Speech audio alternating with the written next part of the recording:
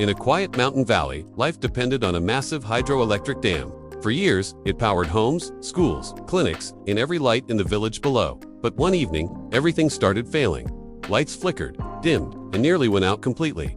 Inside the control room, alarms screamed. A huge crack had formed beneath the waterline. If the wall broke, the turbines would stop and the entire community would fall into darkness.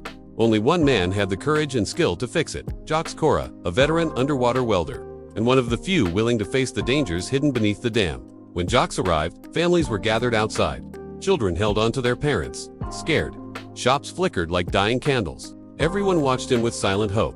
A little girl stepped forward and whispered, "Will we still have electricity tonight?"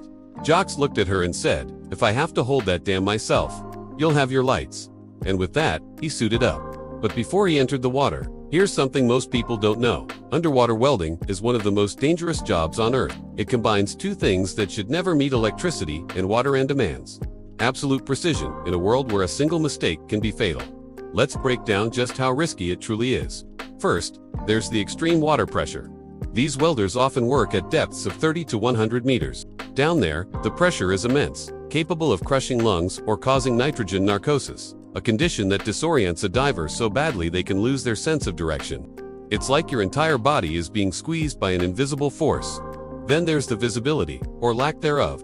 The water around damaged structures is usually muddy, filled with debris, or completely black. Welders often work blind, relying only on touch, memory, and pure instinct. Imagine trying to perform a delicate, high-stakes operation with your eyes closed. Of course, there's the constant danger of electric shock. Even with specialized equipment, welding underwater always carries the risk that a spark or a fault in a cable could send a lethal current through the water. And when you're at the bottom of a dam, there is no quick rescue. Divers also have to contend with strong currents and powerful suction forces. Near cracks, breaches, or intake valves, the water can pull a person with extreme force. One wrong move could drag a welder into machinery, suck them into a narrow gap, or trap them against collapsing concrete. It's a battle against the physics of water itself. Many of these jobs are done in enclosed, confined spaces. Welders might have to perform their work inside pipes, tunnels, or narrow underwater passages. These tight spots can easily trap a diver or block their equipment if something shifts unexpectedly, turning a repair mission into a fight for survival. And let's not forget the risk of explosions. When welding underwater, trapped gas pockets can ignite.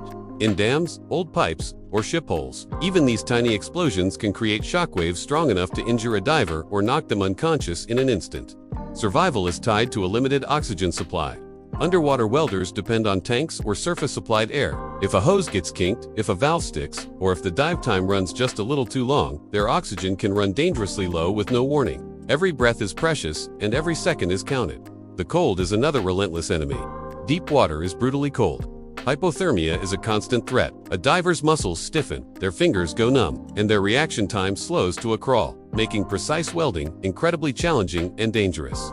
Finally, there's the psychological pressure, the crushing silence, the suffocating darkness, the immense weight of the water above, the constant, nagging knowledge that there is absolutely no room for error. Many welders say the pressure is more mental than physical. One mistake doesn't just mean a failed job, it could mean not coming back up. But Jacques wasn't thinking about any of that danger. He was thinking about the people waiting for light. He stepped off the platform and descended into the cold, black water. Every meter down, the pressure increased. His breathing echoed louder and louder in his helmet. Then he saw a massive crack, with water roaring through it, pulling with deadly suction. The dam moaned like a wounded giant. Jacques braced himself and lit his welding torch. Blue light exploded underwater. He worked fast. Sparks drifted through the dark like underwater stars. Suddenly, a surge of water slammed him against the wall. His oxygen level dropped. His arms started bleeding. The crack widened again with a violent jolt. But Jacques screamed through the gums, "Not today." This wasn't about concrete or machinery anymore. This was about the valley, the families, and that little girl waiting for the lights to come back on. With every last ounce of his strength, he welded the final line. And the crack sealed.